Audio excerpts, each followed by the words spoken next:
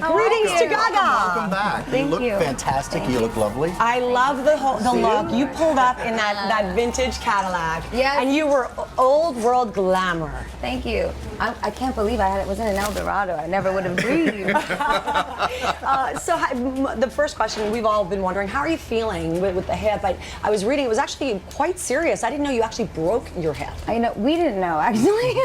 I had no idea I broke my hip until I think it was the third MRI that I had, because we had to do quite a few tests to really figure out what was wrong, but I'm okay now, and I really worked on my rehab very diligently, and I thought nothing but my fans every minute since that tour ended. Tell us about that, working on the rehab, because that must have been very arduous.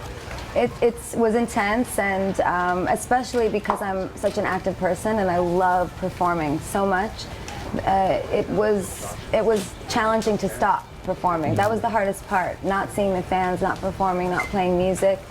But you'll actually see it, one of the scenes in the video. I actually rehearsed lying down a lot. I did. I couldn't help myself. I used to just I would play the song, and I would just do the choreography on my back and visualize the fans, and I thought of them every second. We did 99 shows on the Born This Way Ball, and I guess my accident sort of happened 20 shows before it was over.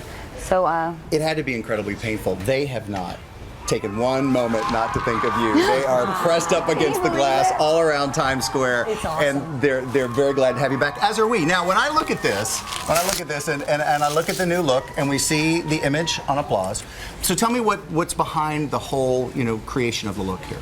Well, when we were on set, we did a lot of different looks in this video, so you're going to see that soon, but they're each very representative of different parts of me, as well as my obsession with transforming, and transforming as magic. So this particular image, we put this sort of clown makeup on my face as an ode to the jester who lives for your applause.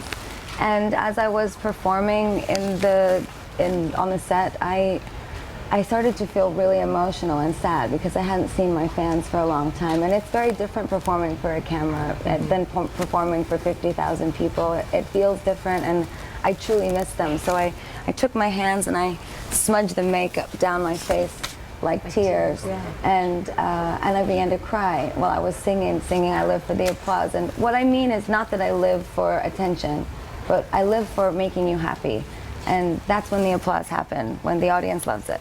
And we even talked a little bit about the chair and the audience, because for you, this chair represents communicating to your fans in the way that you have. Yes, it absolutely does. And with Artpop, I really wanted to create a musical and visual language that shows that my fans and we talk in images all the time on the internet, not just to one another, but through pictures and through videos and through art.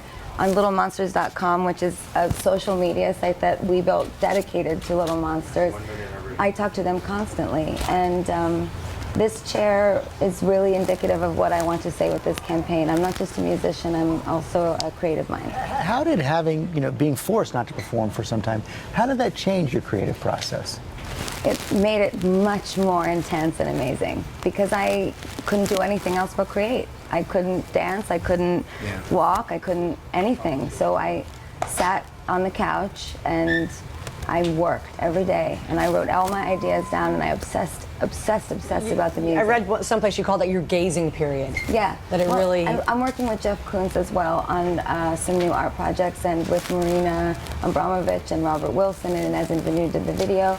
And Jeff, when he talks about art, I literally just, I sit there like this and fan myself. I mean, wow, he's so incredible. But the gazing ball is something that he's used in his work and in his previous, most recent exhibition at the Gagosian. And he talks about looking into the gazing ball and really having this transcendent experience with your creativity. It comes out of that transcendent experience.